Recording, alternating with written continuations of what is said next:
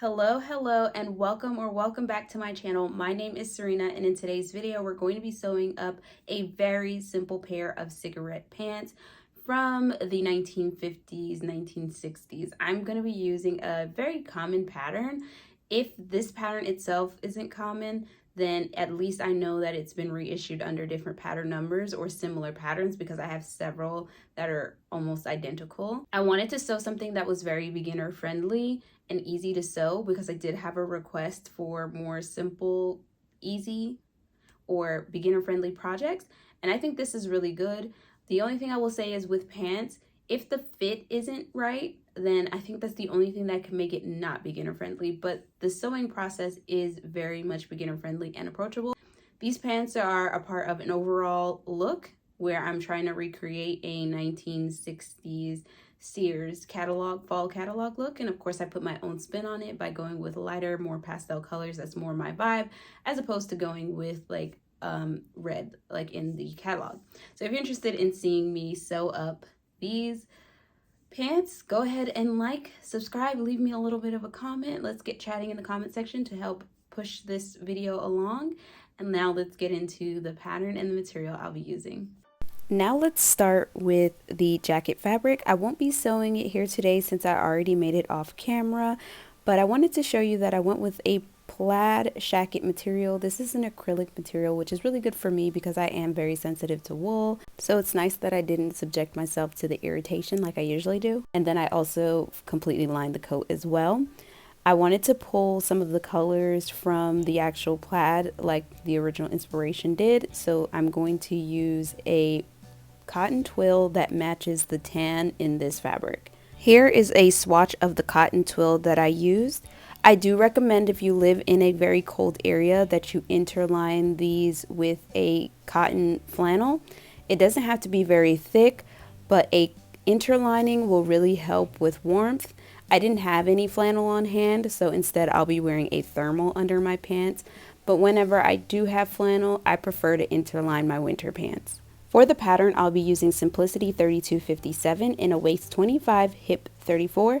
This is a proportion to fit pattern, so it does have the adjustments marked on the pattern for your height. It also includes a proportioned pencil skirt pattern as well. As I said earlier, there are a lot of similar patterns, so I wanted to show you a couple of mine. I have Simplicity 4886, waist 24, hip 33. This is the one that I usually use the most, but I wanted to give the other one a try, and I didn't want to have to adjust the waist because as much as I use it, I still have not retraced it with an inch bigger waist size, so it was just easier to use the other one.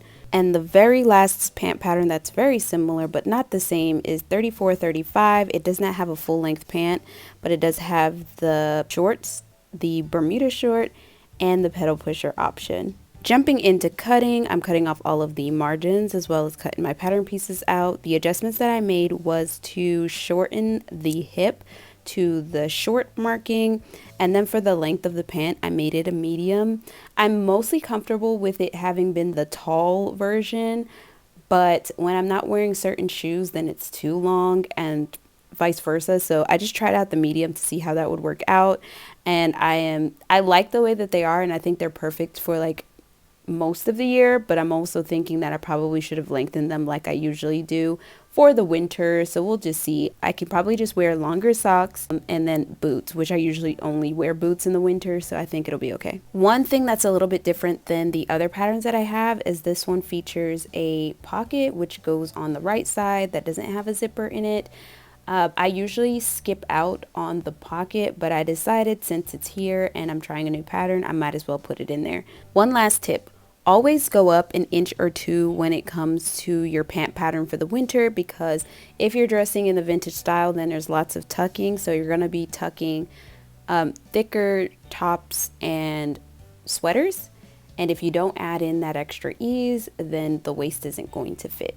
Now I moved to the table so I can add my markings for my darts. There's going to be a lot of floor cutting because I'm working on multiple projects at a time, so I try to keep everything separated, so the floor is the best place to cut right now, as the sewing table has a bunch of other pattern pieces and we're trying to avoid mixing any of these pieces together.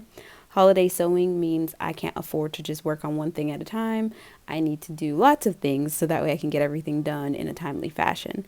The very first thing you should do is stay stitch the top of all of your pattern pieces. So that's just sewing a straight line across the top of all of your pattern pieces within the seam allowance. The seam allowance is 5/8 for this pattern, so I would recommend that you stay stitch about a 1/2 inch. This keeps your waistline from stretching out, especially if you plan on trying to fit these before the waistband is on.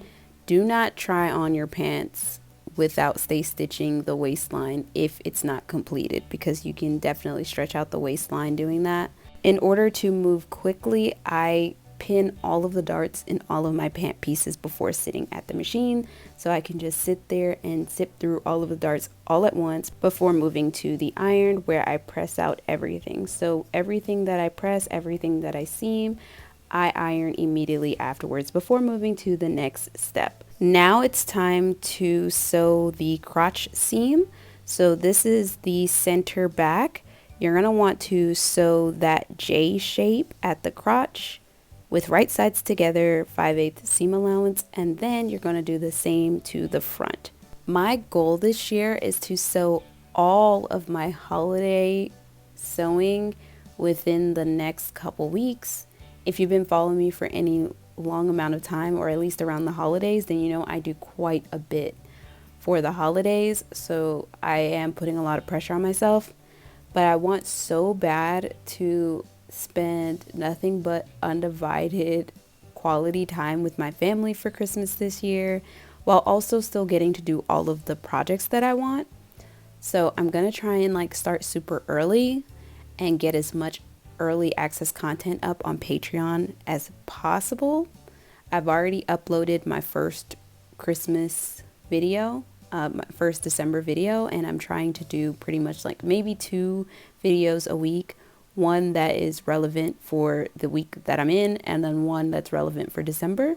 So when December comes around, I just have the videos available, and that way I can just chat with you guys in the comment section and things like that, as opposed to spending all of my nights making things for Christmas. Now that both the front and the back of the pants are complete, it's time to sew up the side seams and the inseam. So put everything right sides together and start sewing 5/8 seam allowance. Again, I will be using pinking shears to finish all of my seams on this, because this is a nice quality cotton twill, and once the seams are pinked, I don't really have to worry about them unraveling and coming apart. Because I didn't do so earlier, I am currently stay stitching the waistline before attaching the waistband. I highly recommend that you stay stitch before putting on the waistband, whether it's earlier on like you should, or right before you put the waistband on, because that's when things can go out of whack. And if you struggle with putting a waistband on, it's probably because you didn't interface the waistband and you didn't stay stitch the waistline of whatever it is that you intend on putting a waistband on, whether it be a skirt or a pant. And here is the final look, or the final outfit, if you will. I am wearing a shorty jacket, and I'll pop on the pattern and the pattern number on the screen. I purchased my jacket pattern from Backroom Finds, Stephanie Canada's pattern shop. If you haven't already, please consider liking this video. It really helps push this video through the algorithm. If you'd like to support me further, you can leave me a virtual tip over on Ko-fi. You can become a bobbin over on Patreon, where I post sneak peeks, exclusive content, and a bunch of little extras. Thanks so much for watching, and I'll see you in the next one. Bye!